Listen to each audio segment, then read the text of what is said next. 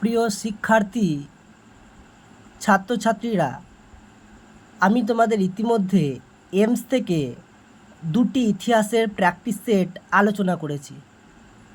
আজ আমরা আবার সেই এমসের যে 3 নম্বর প্র্যাকটিস সেট অর্থাৎ সিয়াখানা বেণীমাধব উচ্চ বিদ্যালয় সেই স্কুলের 3 নম্বর প্র্যাকটিস সেটটা আলোচনা করব। প্রথম কোয়েশ্চেন রয়েছে এমসিকিউ এর, যে 20টি এমসিকিউ রয়েছে তার মধ্যে প্রথম কোয়েশ্চেন হচ্ছে ইংল্যান্ডের সামাজিক ইতিহাস চর্চার জনক বলা হয় কাকে? উত্তর হবে অপশন ক জি.এম. ট্র্যাভেলিয়ানকে। 2 নম্বর কোশ্চেন আন্তর্জাতিক নারী দিবস কবে পালিত হয়? সঠিক উত্তর 8ই মার্চ। 3 নম্বর কোশ্চেন বামাবদনী পত্রিকার প্রতিষ্ঠাতা সম্পাদক কে ছিলেন? অপশন ক উমেশচন্দ্র দত্ত। 4 কোশ্চেন হুতম প্যাঁচা ছদ্মনামে সাহিত্য রচনা করেন কে? সঠিক উত্তর অপশন গ কালীপ্রসন্ন সিংহ। সতীদাহ প্রথা কবে রদ হয়? অপশন খ 1829 খ্রিস্টাব্দে। ছয়ের কোশ্চেন ভারতের প্রথম অরণ্য আইন কবে পাস হয়? সঠিক উত্তর ঘ 1865 খ্রিস্টাব্দে। 7 নম্বর কোশ্চেন নিম্নলিখিত কোন ব্যক্তি নীলবিদ্রোহের সঙ্গে যুক্ত ছিলেন না? বিষ্ণুচরণ বিশ্বাস, বৈদ্যনাথ সর্দার, রামরতন মল্লিক এরা প্রত্যেকেই যুক্ত ছিলেন। ঈশানচন্দ্র রায় ইনি যুক্ত ছিলেন না, ইনি পাবনার কৃষক বিদ্রোহের সঙ্গে যুক্ত ছিলেন। অপশন ঘ হচ্ছে সঠিক উত্তর। 8 নম্বর কোশ্চেন মারাঠা ম্যাকিয়াভেলি নামে কে পরিচিত? অপশন গ এখানে নানা সাহেব রয়েছে, এটা হবে নানা ফড়নবিস মারাঠা ম্যাকিয়াভেলি নামে পরিচিত। অপশন গ হচ্ছে সঠিক উত্তর। টেলিগ্রাফ 9 নম্বর কোশ্চেন টেলিগ্রাফ ওয়্যার বলা হয় কোন বিদ্রোহকে? অপশন ঘ সেপাই বিদ্রোহকে টেলিগ্রাফ ওয়্যার বলা হয়, অর্থাৎ অপশন ঘ হচ্ছে সঠিক উত্তর। 10 নম্বর কোশ্চেন জাতীয় কংগ্রেস কথাটি সর্বপ্রথম কোন পত্রিকায় প্রকাশিত হয়েছিল? অপশন ক দি বেঙ্গলি পত্রিকায়। সঠিক উত্তর হচ্ছে দি বেঙ্গলি পত্রিকা। 11 নম্বর কোশ্চেন বাংলা ভাষায় প্রকাশিত প্রথম দৈনিক পত্রিকাটি ছিল, দৈনিক পত্রিকা কী ছিল? সংবাদ প্রভাকর। অপশন গ হচ্ছে সঠিক উত্তর। 12 নম্বর কোশ্চেন ভারতে হাফ টন প্রিন্টিং প্রবর্তন করেন কে? উপেন্দ্র কিশোর রায়চৌধুরী। অপশন গ হচ্ছে সঠিক উত্তর। শের ই বঙ্গাল নামে কে পরিচিত? 13 নম্বর কোশ্চেনের সঠিক উত্তর হচ্ছে অপশন খ এ কে ফজলুল হক। 14 নম্বর কোশ্চেন ভারতের প্রথম শ্রমিক সংগঠন কোনটি? অপশন খ সঠিক উত্তর মাদ্রাজ লেবার ইউনিয়ন।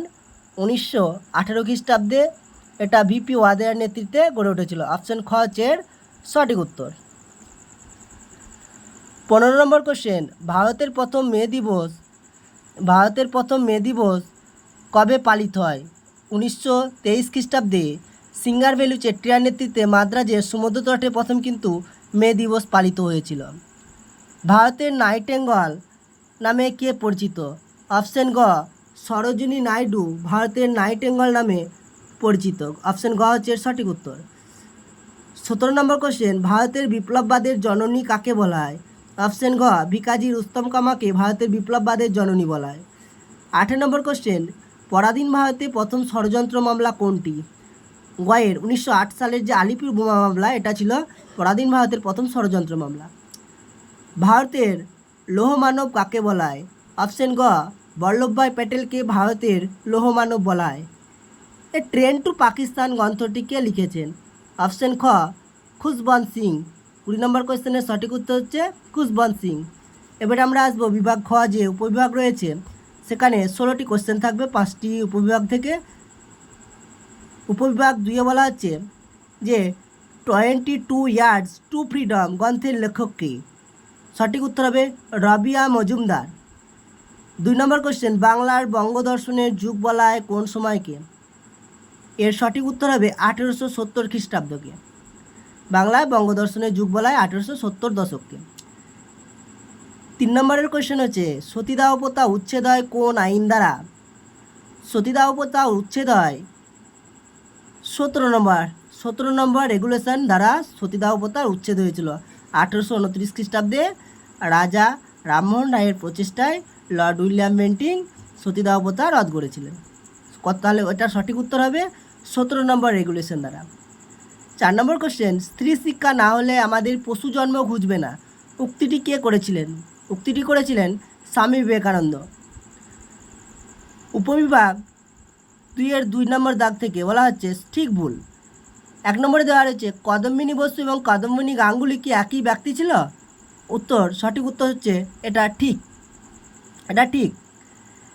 উলঘুলন কথাটি মুন্ডা বিদ্রোহের সঙ্গে সম্পর্কযুক্ত ছিল। এটা ঠিক। উলঘুলন শব্দটা হচ্ছে ভয়ঙ্কর বিশৃঙ্খলা। দ্য ব্লু মিউটিনি গ্রন্থটি লিখেছেন দীনবন্ধু মিত্র। এটা ভুল। মেদিনীপুরের লক্ষ্মীবাই কাকে বলা হয়? মেদিনীপুরের লক্ষ্মীবাই বলা হয় রানী শিরোমণিকে। এটা অবশ্যই ঠিক যে চুয়ার বিদ্রোহের অসাধারণ নেতৃত্বের কারণে রানী শিরোমণিকে মেদিনীপুরের লক্ষ্মীবাই বলা হয়। এবার উপবিভাগ 3 নম্বর 2-3 থেকে দিয়েছে, দেখো একটা স্তম্ভ মেলানো। হিন্দু প্যাট্রিয়ট হরিশ্চন্দ্র মুখোপাধ্যায়, মনিরাম দেওয়ান সেপাই বিদ্রোহ, তিনি আসামে নেতৃত্ব দিয়েছিলেন, আসামের সেপাই বিদ্রোহের নেতৃত্ব দিয়েছিলেন। ভারত মাতা চিত্রটি অঙ্কন করেছিলেন অবনীন্দ্রনাথ ঠাকুর। মার্কিউরাস নাইট্রেট আবিষ্কার করেছিলেন কে? আচার্য প্রফুল্লচন্দ্র রায়। উপবিভাগ 4 নম্বর থেকে তোমাদের রয়েছে ম্যাপ পয়েন্টিং। এটা আমি তোমাদের পরে করিয়ে দেবো, এখনও ম্যাপ পয়েন্টিং আমি করাইনি। উপবিভাগ 2-5 থেকে বলা হয়েছে যে বিবৃতি 1-এ দেওয়া রয়েছে ভারতের নারীরা প্রথম অংশ নিয়েছিল বঙ্গভঙ্গ বিরোধী আন্দোলনে। এর কারণে যে 3টে ব্যাখ্যা দিয়েছে তার মধ্যে সঠিক উত্তর ব্যাখ্যা 3, কারণ তারা বিদেশি দ্রব্য বর্জন করতে চেয়েছিল। কারণ এই স্বদেশী আন্দোলনের মূল আদর্শটাই ছিল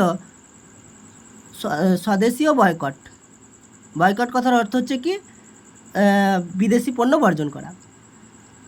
বিবৃতি 5-এর দাগের বিবৃতি 2-এ বলা হচ্ছে যে 1905 খ্রিস্টাব্দে বঙ্গভঙ্গের প্রতিবাদে রবীন্দ্রনাথ ঠাকুর বাংলা রাখি বন্ধন উৎসব পালন করেন। এটা বিবৃতি, এই ব্যাখ্যা 2টা হচ্ছে সঠিক উত্তর, বাংলার সাম্প্রদায়িক সম্প্রীতি গড়ে তোলা। লর্ড কার্জন যখন 1905 খ্রিস্টাব্দে বঙ্গভঙ্গকে ভাগ করে জাতীয় অক্ষুণ্ণটাকে জাতীয় যে ভাবধারা সেটাকে নষ্ট করার চেষ্টা চালিয়েছিল, তখন রবীন্দ্রনাথ ঠাকুর রাখি বন্ধন উৎসবের মধ্য দিয়ে কী করেছিল? বাংলার সাম্প্রদায়িক সম্প্রীতি গড়ে তোলার একটা চেষ্টা চালিয়েছিল। তাহলে ব্যাখ্যা 2টা হচ্ছে এর সঠিক উত্তর। বিবৃতি 3-এর দাগের যে 1923 খ্রিস্টাব্দে লীলা নাগরায় ঢাকায় দীপালি সংঘ প্রতিষ্ঠা করেন। এর মূল উদ্দেশ্য ছিল যে বাংলায় নারী শিক্ষার প্রসার ঘটানো। বিবৃতি 4-এ ভারতের স্বাধীন হওয়ার পর দেশীয় রাজ্যগুলি ক্রমে ভারতের অন্তর্ভুক্ত হয়। এর সঠিক উত্তর ব্যাখ্যা 1, এর ফলে ভারতের অখণ্ডতা ও সার্বভৌমত্ব পুনঃপ্রতিষ্ঠিত হয়। ধন্যবাদ।